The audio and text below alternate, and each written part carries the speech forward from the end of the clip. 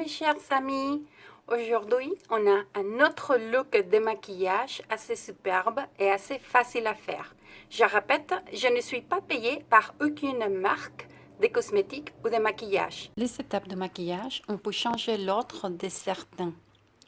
On va commencer par bien nous laver le visage. Moi, j'utilise ce produit que j'adore parce qu'il a de la vitamine C. Ça va laisser ma peau très lisse et très propre. Ensuite, on va utiliser une crème de jour. Moi, je fais mes crèmes bio à base d'acide hyaluronique. On utilise une crème de jour et une crème contour des yeux. Après, on va utiliser une base de maquillage et ça va faire un écran entre notre peau et le maquillage. On étale très bien sur tous les visages et le cou. On va utiliser un anti-cerne pour camoufler les cernes des autres taches et pour illuminer la zone contour des yeux. On applique un peu de produit. Après, on peut l'étaler très bien avec une éponge ou avec un pinceau. On tapote légèrement et on étale le produit. Comme ça, on a une couche très fine au contour des yeux. Le but, c'est de bien camoufler les rides aussi. On étale très bien. Comme ça, on n'a pas un excès de produit. Et voilà, ils sont très bien illuminés. On a un fond de teint. Moi, j'adore utiliser Dior Backstage. On peut utiliser soit un pinceau, soit une éponge, soit les doigts pour bien étaler le fond de teint.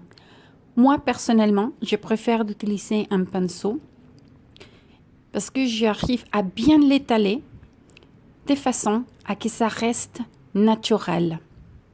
J'adore cette fond de teint parce que c'est le seul fond de teint résistant à l'eau qui va bien tenir, surtout l'été. C'est assez léger quand on met une couche et quand on met une couche et demie, ça va être couvrant en donnant un rendu naturel. N'oubliez pas de bien étaler au cou, comme ça on n'a pas une démarcation de masque entre le visage et le cou. On tapote, s'il faut, on peut ajouter un petit peu plus de fond de teint. Il faut faire attention quand on met le fond de teint au contour des yeux. On le met doucement, comme ça on ne va pas enlever l'anti-cerne qu'on a mis avant. Là, on va fixer notre fond de teint avec un poudre translucide. Moi, j'utilise ce type de poudre translucide en forme de compact. Je tapote légèrement sur mon fond de teint. Comme ça, je ne l'enlève pas. Au début, c'est beaucoup de travail, mais avec la pratique, vous arriverez à faire vite fait. Ça nous sert aussi une poudre translucide pour matifier la peau. Et ça, c'est très bien pour les gens qui ont une peau mixte à grasse comme moi. J'utilise une deuxième poudre de cette palette Contouring de Dior Backstage. C'est une poudre légèrement brillante et ça va donner l'illusion d'une peau très, très lisse. On met un petit peu de poudre translucide au contour des yeux pour fixer le travail avec l'anti-cerne et les fonds de teint. Et on étale très bien pour diminuer les rides. Je vais utiliser la même palette contouring, mais je vais utiliser la couleur la plus foncée pour faire mon contouring. Avec le contouring, les couleurs foncées, on va creuser. On va creuser les yeux comme ça. On a l'impression d'être plus mince. Maintenant, on va utiliser un fard à joues. On va utiliser la technique layering. On utilise une couleur foncée pour la partie supérieure et derrière de la joue et une couleur plus claire devant. On va sourire pour délimiter notre zone de fard à joues et on va bien stomper entre la couleur claire foncée et notre contouring. On va utiliser un highlighter pour illuminer la zone externe des joues et on va faire une type de V avec le sourcil et la partie supérieure des yeux. Vous voyez?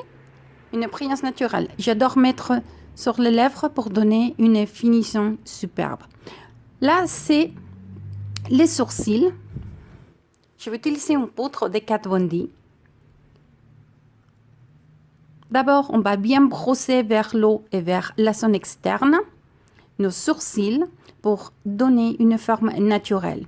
Là, je vais commencer à délimiter ma zone sourcil, borde inférieure, borde supérieure.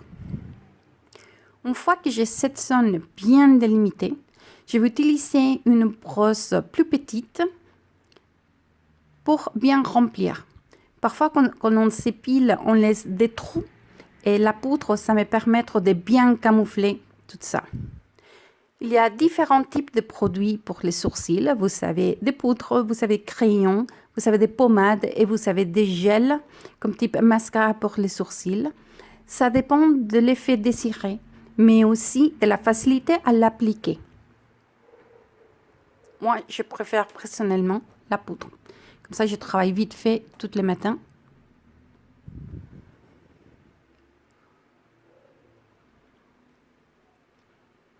À la fin, on va brosser et je vais fixer le travail que je viens de faire avec une gel transparent pour fixer les sourcils d'Anastasia Beverly Hills. Là, on va mettre notre base des yeux.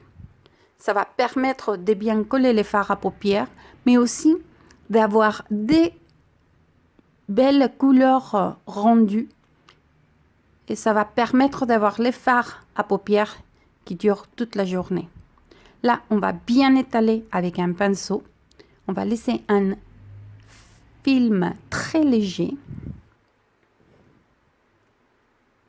Et notre premier fard à paupières, c'est le plus clair. On va le mettre juste sur l'arcade sourcilière. D'abord, on tapote un petit peu le produit et après, on l'étale. On fait la même chose de l'autre côté.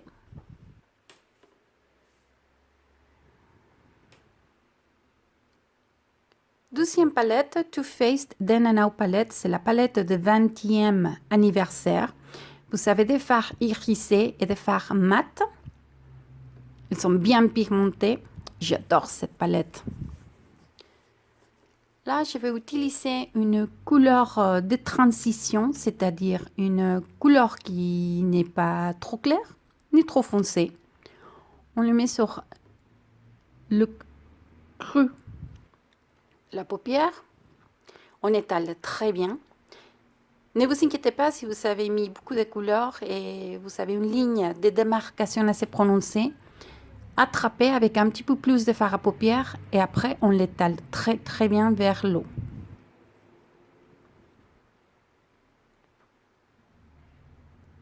Notre troisième couleur, c'est un doré moyen.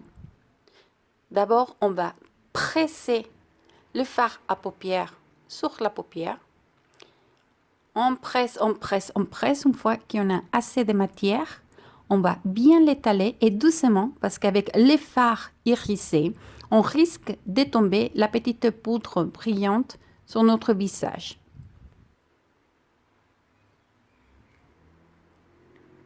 Quatrième couleur, ça va être la couleur la plus claire. On va le mettre dans le tiers interne de la paupière. Et on l'étale très bien. On dépasse un petit peu la couleur moyen dorée. Comme ça, on n'a pas une ligne dure de démarcation. Et ensuite, notre couleur plus foncée. On le met dans les coins externes de l'œil. On presse la matière. Après, on l'étale. Comme on a déjà mis différentes fards à paupières, ça va assez bien étaler. Ça va être facile à faire glisser le pinceau. Et je repasse avec la couleur de transition, juste pour stomper les bords de fard le plus foncé. Après, on prend le fard le plus clair, on le met au racine inférieur. On va faire ça pendant les 2 tiers. Et les tiers qui restent, on va mettre la couleur la plus foncée. Et on stompe bien les 2 couleurs.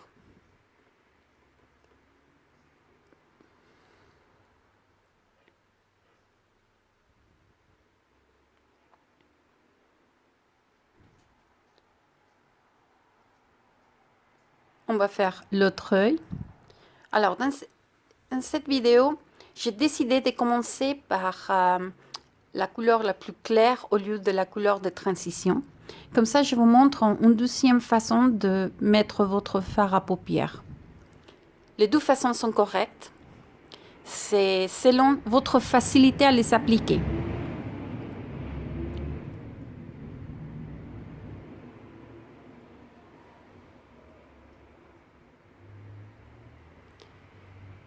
C'est très important d'utiliser les bons pinceaux pour le maquillage.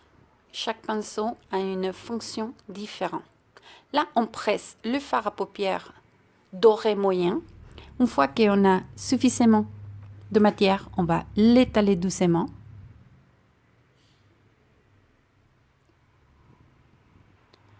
Après la couleur la plus claire, on pose la matière, on presse et après, à la fin, on va bien étaler.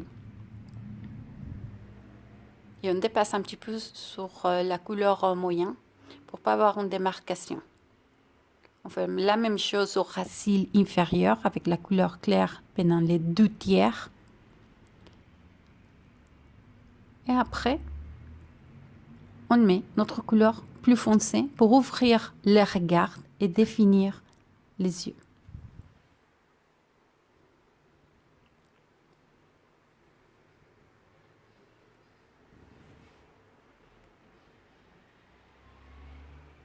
Normalement, je me maquille pas plus de 20 minutes.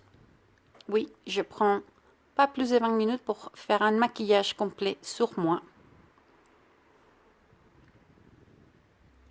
Là, on va bien stomper la couleur moyen et la claire avec la foncée. Alors, ne vous inquiétez pas si vous savez tacher les coins de l'œil. Moi, je suis assez obsessive-compulsive. Et je prends une petite éponge avec un petit peu de fond de teint pour bien définir les coins de l'œil. Voilà. Là, on va mettre la couleur foncée sur les tiers externes du racine inférieur.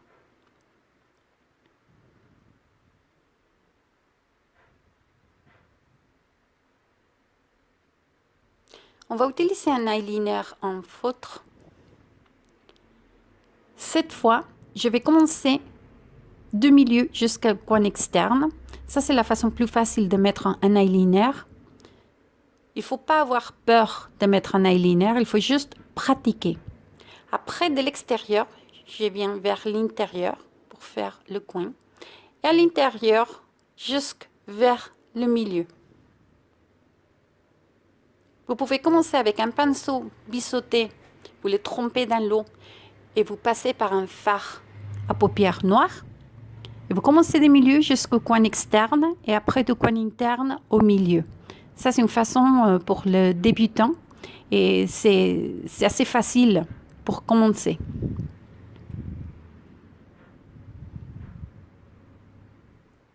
Il faut bien marquer au ras de cils.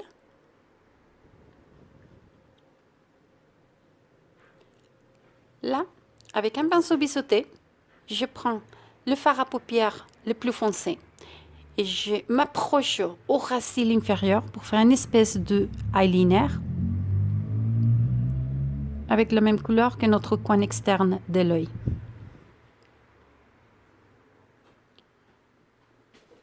Ensuite, on va mettre une base de cils et un mascara.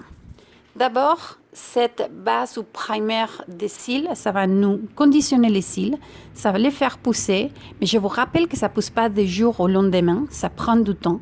Et ça va permettre que vos cils ne vont pas se casser avec les effets du mascara ou quand on se démaquille les cils. On met une seule couche, ça va donner un effet de volume.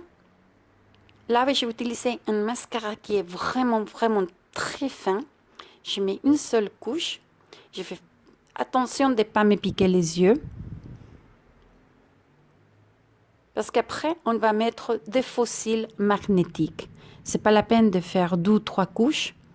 Parce qu'on voudrait juste une couche pour que les faux cils collent très bien. Faites attention quand vous faites les bords, les cils inférieurs, de ne pas vous piquer les yeux. Prenez le temps et la patience. Là, j'ai trouvé un produit formidable, un eyeliner magnétique avec les faux cils magnétiques aussi. Alors, comme un médecin, c'est déconseillé d'utiliser ce type de produit sur les enfants et c'est pas conseillé de l'utiliser tous les jours. C'est juste pour les occasions spéciales. Là, j'ai mis une couche assez épaisse sur mon autre eyeliner. Là, on va coller le faux cil. Elle colle très bien, très facile. Mais moi, je suis obsessive perfectionniste. Alors, j'essaye de bien mettre les petits coins internes. Voilà, c'est facile à utiliser. Je m'arrache toujours mes cils avec la colle de faux cils. Là, ça colle très bien. Je dois bien mesurer qu'il soit au niveau de mes cils. Voilà, c'est fait. Là, je prends un petit peigne juste pour que ça colle très bien entre le faux cil et mes cils naturels. Et voilà le look. On va utiliser un crayon contour des lèvres. On commence du milieu jusqu'à l'extérieur et on recommence du milieu jusqu'à l'autre côté.